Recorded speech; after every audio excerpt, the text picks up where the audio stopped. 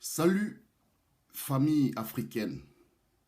Je me nomme Patrick Gras et j'aimerais de manière très improvisée venir à vous pour, d'entre deux jeux, exprimer toutes mes condoléances et ma sympathie ainsi que ma compassion au peuple camerounais.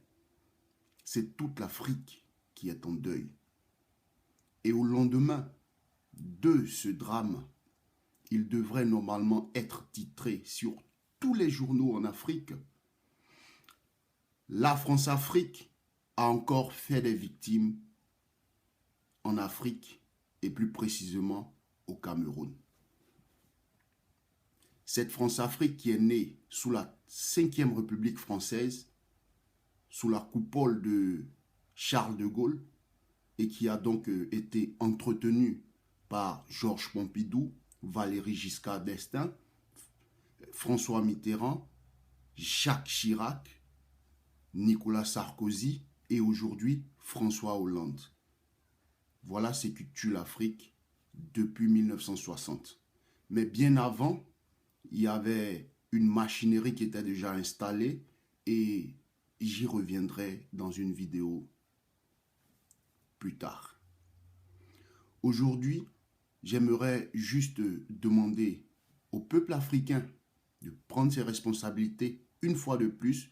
Je ne suis pas le premier à le faire, je ne serai pas le dernier à le faire, mais aujourd'hui, plus que jamais, la France-Afrique est au plus bas du niveau de popularité, de sa cote de popularité. Et c'est aujourd'hui plus que jamais que nous devons attraper le taureau par les cornes.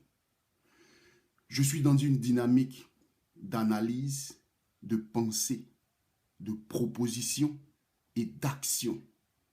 Voilà pourquoi, ayant analysé cette situation, ayant pensé à ce qu'il faut faire, je viens avec des propositions et ensuite je me mets moi-même à l'action, je pose des actes donc pour que les choses changent. Paul Biya, qui est au pouvoir au Cameroun depuis des décennies, il ne l'est que avec la bénédiction de la France dans cette dynamique de France-Afrique qui tue l'Afrique, qui appauvrit l'Afrique. J'ai écouté son dernier discours et il parle même de joindre les efforts pour voir l'avenir ensemble. Moi, je l'arrête tout de suite et je lui dis non. L'avenir du Cameroun, l'avenir de l'Afrique doit se faire sans Paul Biya, sans la France-Afrique et ses pions en Afrique. J'ai mal parce que depuis la première moitié du XVIe siècle, après le contact avec les Blancs, les premiers Européens, l'Afrique saigne. Il faut que tout cela cesse.